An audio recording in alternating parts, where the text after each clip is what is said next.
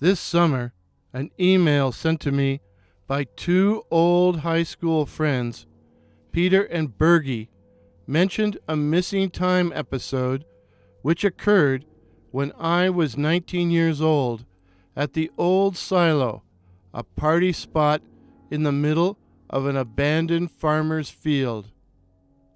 I was very concerned about this and worked with Jane, the psychologist who had assisted me in uncovering an abduction experience, and under deep relaxation, I remembered the following.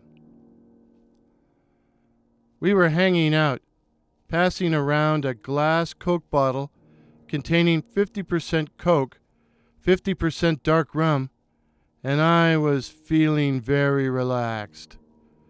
Very, very, very relaxed. The silo consisted of the weathered remains of an old silo and the foundation for the barn. I was lying on my back on the roof of the foundation, smoking and looking up at the full yellow moon. Peter was sprawled next to me.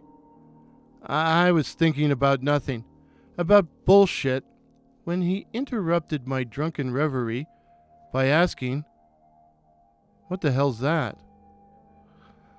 "It's the moon, man. It's the moon." "There's two of them?" "Huh?"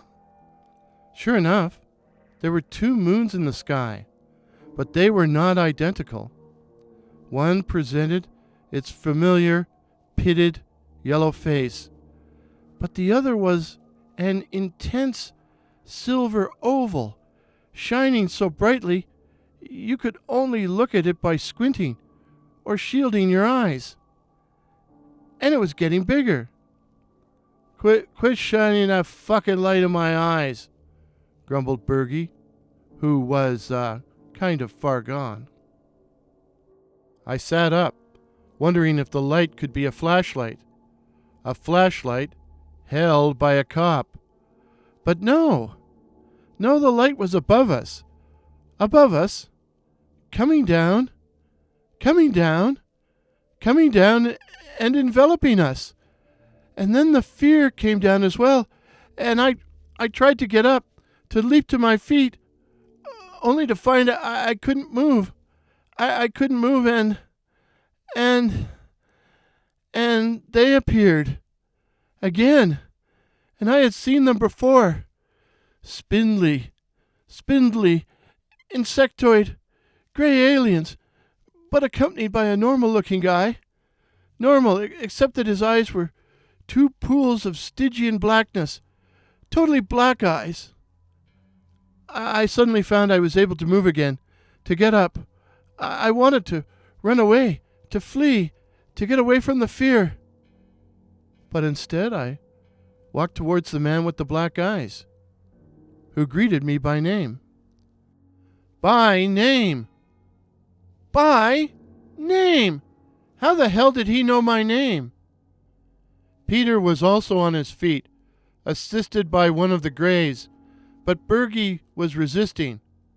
3 of the insectoids had surrounded him, but he kept lashing out with his hands and feet until one of the aliens produced a long, thin, black rod, tapped him with it, and he went limp. I wondered how the stick-like aliens would get him up. Bergie was a big, husky guy. They levitated him. Levitated! Once again, I found myself in the huge examining room / operating theater. Once again, it was dark and crowded with shadowy figures, some traditional gray aliens, others basically normal people with totally black eyes. Again, I felt disoriented from the weird pulsing sounds and the strobe effect of the bright oscillating lights. We were placed butt naked on a series of operating tables, while above us loomed huge metallic needles. I knew what they were for, that they were going to pierce my abdomen like I was an insect, pinned and mounted as part of a display. And so I shut my eyes as I listened to Bergie scream and scream again. I must have passed out then. I awoke in what must have been a recovery room. Peter and Bergie were there, both on tables aligned with mine. But across from us, on 3 more tables, were 3 naked women. I recognized them because we'd seen them earlier that evening. In fact, they were the reason why we were out at the silo. We had been driving around aimlessly when these chicks passed us in a big Chrysler 300. We recognized them as grade 13 students from one of the other schools. One, a rather saucy girl with short hair, held up a stubby of Labatt 50 to catch our attention. And the chase was on. We followed the Chrysler up the 4th line, and when we saw it make a left just past the tracks, we knew they were headed for the silo. Party Central. We had a short debate on whether we should follow them right away or get some beer first.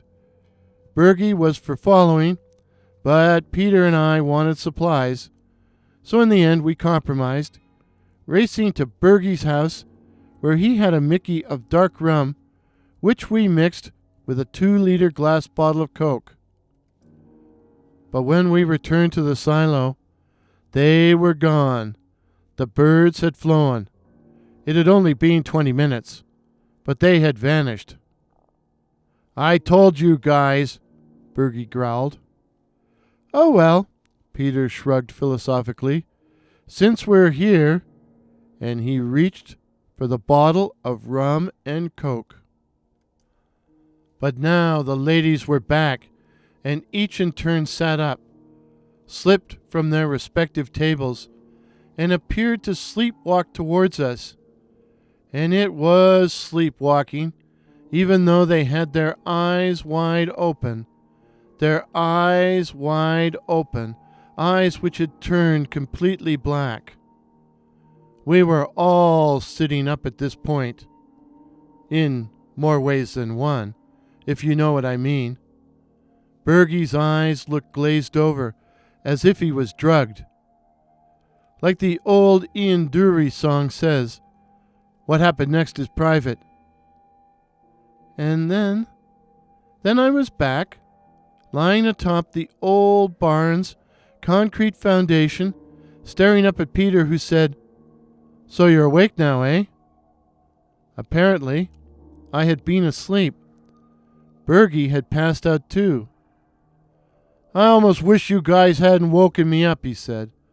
"I was dreaming that I was screwing one of those broads from the Chrysler, eh?"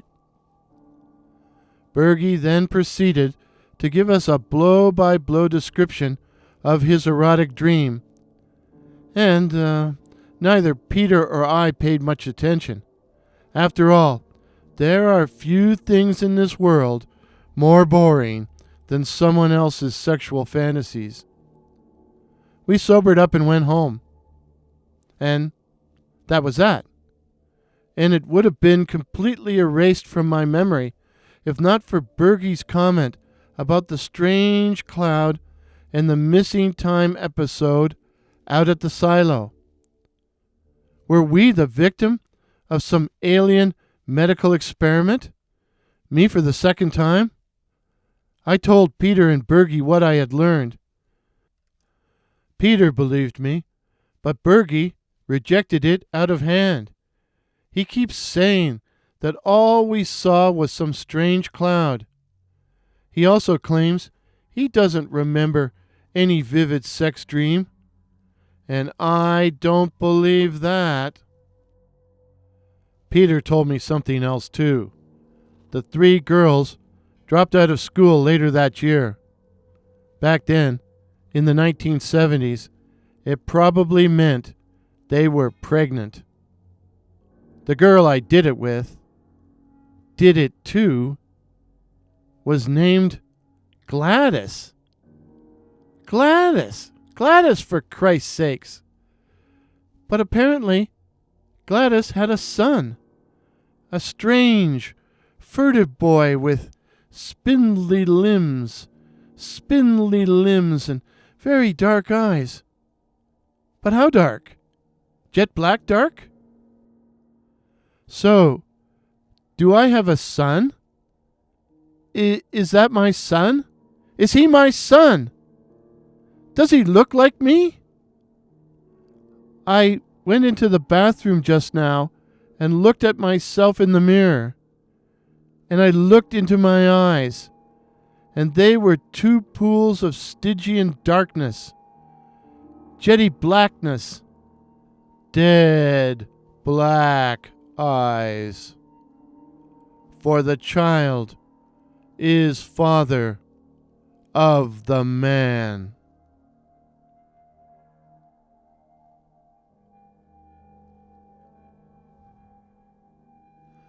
If this is your first visit to my channel, please consider subscribing. My name is Warren, and I write and tell original ghost stories and original horror stories featuring cryptids such as the Night Floaters, werewolves, and the Black-Eyed Children. Help me to get to 2,021 subs in 2021. Till midnight. Cheers!